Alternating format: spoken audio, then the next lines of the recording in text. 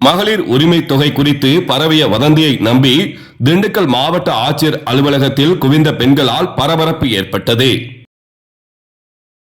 சனி, திங்கள், செவ்வாய் ஆகிய 3 நாட்கள் மகளிர் உரிமை தொகை பெறுவதற்கு விடுபட்டவர்கள் மீண்டும் விண்ணப்பிப்பதற்காக அனைத்து மாவட்ட ஆட்சியர் அலுவலகங்களில் சிறப்பு முகாம் நடைபெறுவதாக பொய்யான தகவல் பரப்பப்பட்டு வந்தது.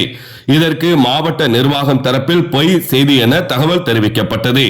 இதற்கிடையே சனிக்கிழமை மதியம் 1 மணி அளவில் திண்டுக்கல் மாவட்ட ஆட்சியர் அலுவலகத்திற்கு சுமார் 50க்கும் மேற்பட்ட பெண்கள் மகளிர் உரிமை தொகை பெறுவதற்காக விண்ணப்பம் அளிக்க குவிந்தனர்.